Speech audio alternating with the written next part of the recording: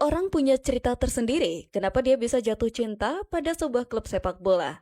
Ada yang berawal dari sosok individual, lalu merasuk ke dalam kecintaan pada klubnya. Ada pula yang bermula dari pengalaman pertamanya menonton sebuah klub, baik melalui layar kaca maupun secara langsung.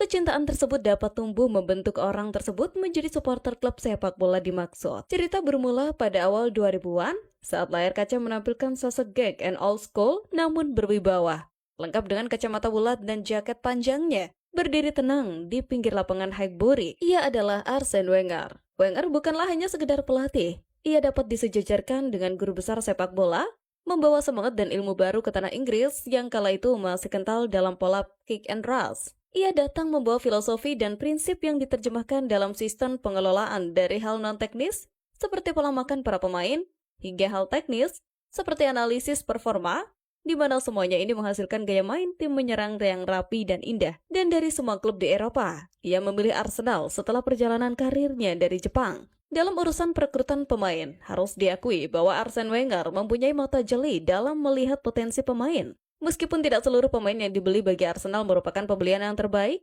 tapi prinsip Wenger tampak bahwa ia tidak membeli bintang, tapi membentuknya. Prinsip ini terwujud dalam sosok Thierry Henry, Patrick Vieira, Kolo Touré. Mereka datang bukan sebagai legenda, tetapi menjadi legenda karena dipoles oleh Wenger. Di bawah pembinaan Wenger, para pemain tumbuh bukan hanya sebagai atlet, tetapi sebagai bagian dari sistem. Secara khusus, musim 2003-2004 merupakan musim penuh keajaiban. Momen ini sering disebut The Invisibles.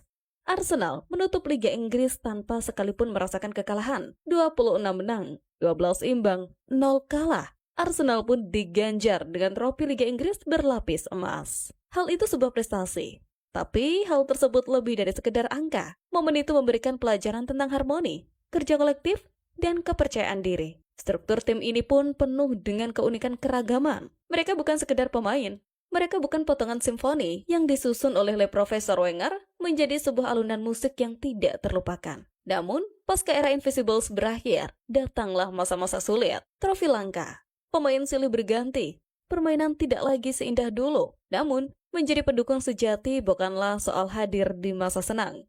Kesetiaan diuji justru saat semuanya tidak berjalan sempurna. Supporter sejati bukanlah plastic fans, istilah era sekarang, di mana seseorang berpindah dukungan klub hanya untuk mengejar euforia hegemoni sebuah klub yang hanya dikaitkan sebatas capaian gelar di akhir musim. Dalam 5 tahun kebelakang, Arsenal perlahan bangkit pasca kepergian Arsene Wenger. Di tangan Mikel Arteta sekarang, ada semangat baru, sekaligus bayang-bayang Profesor masih samar-samar tetap hidup.